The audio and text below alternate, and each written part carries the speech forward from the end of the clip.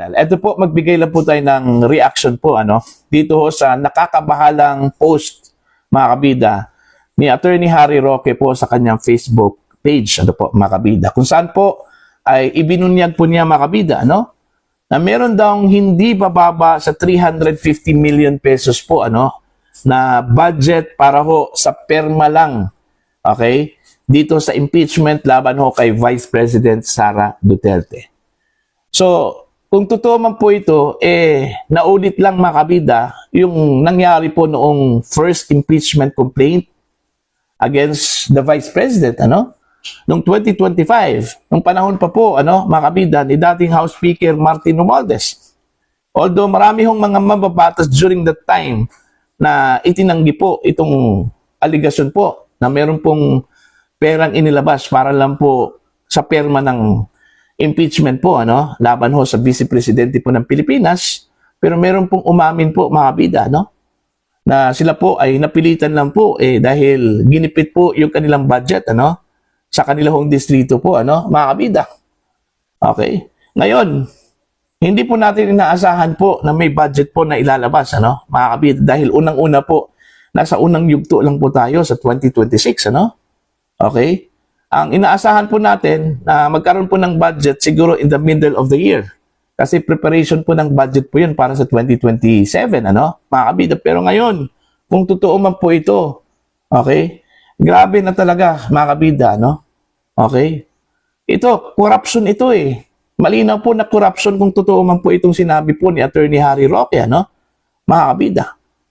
Hindi pa po sila nakontento doon ho sa isiniwalat po ng mga dating Marines, na namimigay daw sila ng pera, Hindi lang po basta-bastang pera, maletang pera po, mga kabida.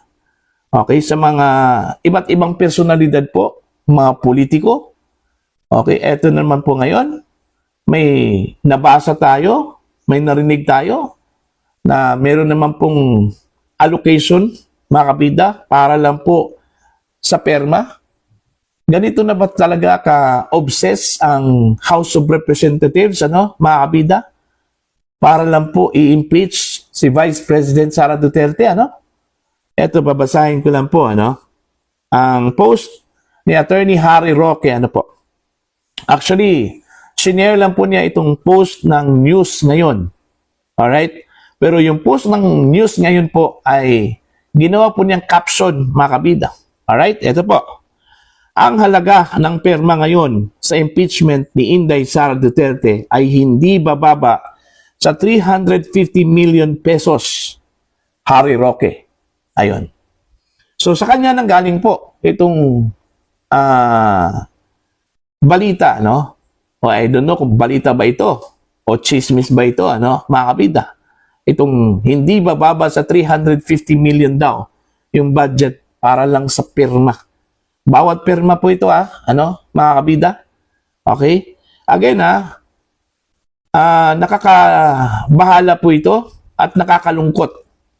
Kasi pera po ng taong bayan ito Tapos, sa gitna po ng mga panawagan ngayon ng gobyerno, na tayo po ay magtipid, okay, sa kuryente, sa gasolina, dahil sa epekto po ng giyera po ng US, Israel, laban ho dito sa Iran, yan po sa Middle East, mga kabida, Kasi apektado tayo Dahil po sa pagtaas po ng presyo ng gasolina, mga kabida. Okay? So, nananawagan po si Pangulong Marcos na magtipid tayo.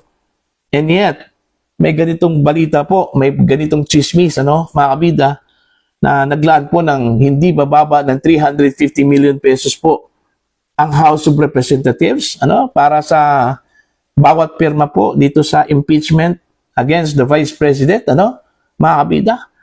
Nagsayang lang po tayo ng pera dito Salip itong pera na ipamumudmud po natin, para lang sa impeachment ni VP Sara, para lang ma-impeach ang Vice Presidente, sana, inilaan na lang po natin yan sa subsidiya ba, para sa gasolina, Kasi hindi natin alam kung hanggang kailan po itong krisis po, na nararanasan po natin ngayon.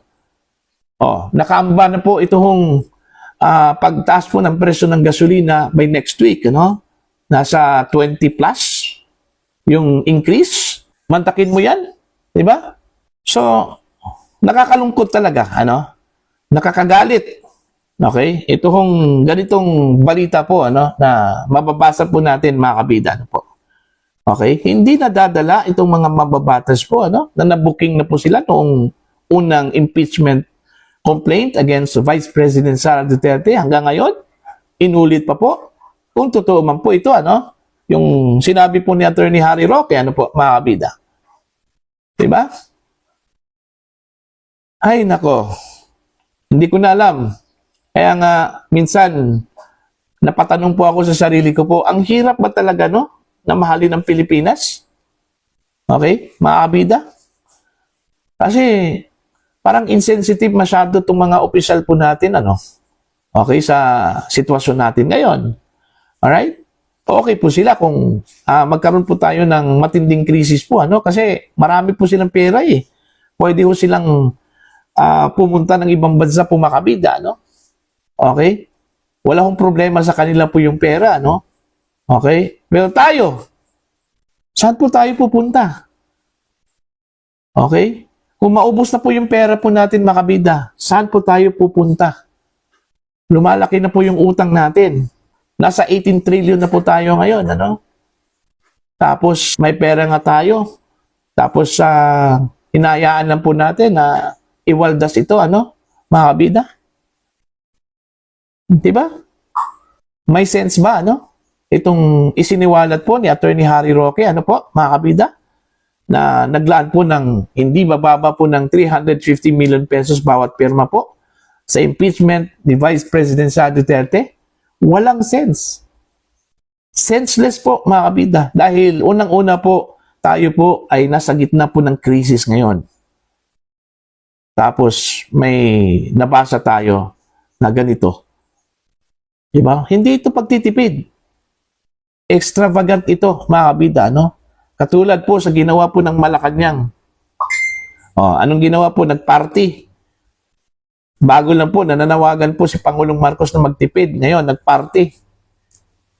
Diba? Insensitive po yun. Kasi hindi po nila pera, mga kabida, pera po ng taong bayan. Kaya nga, madali lang po sa kanila na magwaldas po ng pera. Okay? Kasi hindi po nila pera yun. Hindi po nila pinagpaguran yun. Pinagpawisan yun. Kaya tayo mga Pilipino, mga taxpayers, may karapatan tayong magalit. Okay? Kung iwawaldas yung pera natin. Kasi tayo po ay umaasa mga kabida, ano, na yung binayad po natin na buwis, mapupunta sa mga programa na para po sa atin, ano po. Diba? Anong nangyari? May programa ba para sa atin? Satisfied ba tayo sa programa po ng gobyerno para sa atin, ano? Mga kabida? Hindi. Hindi po. Alam nyo mga kabida, ang napansin ko lang po sa mga opisyal po natin, ano? Parang bulag at bingi, ano? Hindi po sila... Alam nyo mga kabida, ang napansin ko lang po, ano, sa mga opisyal po natin, ano? Parang bulag at saka bingi, ano? Hindi po nila pinapansin po yung reklamo po ng mga Pilipino, ano? Ito kung issue po ng corruption, parang wala lang sa kanila, ano po. Okay? Kaya namimihasa po, ano, mga kabida, itong mga politikong ito, yung mga opisyal po natin, ano, hindi po natatakot po mga kabida na iwaldas po ang pera po ng taong bayan. Dahil parang bulag at saka bingi eh. Sa reklamo po ng mga Pilipino po, ano, mga kabida. Kaya hindi po natin inaasahan po na mayroon pong pagbabago po ang Pilipinas sa darating na mga araw. Hanggat ito pa rin yung sistema na umiiral po, ano, mga kabida. Yung pagiging bingi at saka bulag. Alright? Sana naman po, bigyan naman po ng at least sensitivity po, mga kabida, no? Ng mga opisyal po natin. Yung mga pangyayari po ngayon, ano? Okay? I don't know kung ito po ba ay dahil walang pumupuna sa kanila. Okay? Hindi po pinupuna ng mga opisyal na mas mataas pa sa kanila, ano? Yung ginagawa po ng mga subordinates nila, ano? Diba? Kasi tingnan nyo, nung panahon po ni Digong, ano, di ba takot na takot po ang mga opisyal ng gobyerno, ano, naggumawa po ng pagnanakaw po, ano, corruption, mga kabida, pagwaldas po ng pera, ano, takot na takot po eh. Pero ngayon, wala eh, parang hindi po natatakot po, ano, mga kabida, yung mga politiko po, ano, mga opisyal po ng gobyerno. Di ba? Yun yung pagkakaiba po. Okay, sinasabi po nila na itong administrasyong ito ay makatao. Okay, dahil ang kapakanan po ng taong bayan po ang inuuna. Totoo ba 'yon? Inuuna ba talaga ang kapakanan po ng taong bayan? O baka ang kapakanan po ng mga politiko po ang inuuna, mga kabida? Ano po? Ito palang impeachment ni Vice President Sara Duterte, ano? Kung tutuusin po, walang kwenta po yan eh. Hindi po yung pinakamahalagang bagay na dapat unahin po. Okay? Hindi po ito mahalagang bagay po, mga kabida. Ang dapat unahin po ng mga mababatas po, mga kabida, ito yung krisis po na kinakaharap po ng Pilipinas. Ano? Okay? Ano po ang dapat gawin ng gobyerno para maagapan ito, mga kabida? No? Okay? Meron bang mitigating measure ang gobyerno? Ano? Contingency plan ang gobyerno, mga kabida? Para kung ito po ay mag-last po ng matagal, at least tayo po makakasurvive. Kasi unang-una po, third world country lang po tayo, ang Pilipinas, mga kabida, no? So, hindi po tayo katulad po ng Amerika, Singapore, mga first world country yan, na kahit po tumagal yung crisis, mga kabida, kaya ho nilang mag-survive. Tayo, hindi. Kaya nga, unahin natin gumawa ng paraan para po, mga kabida, tayo po ay makakasurvive. Hindi po puro impeachment lang. Okay? Obsessed na po tayo sa impeachment ni VP Sara eh.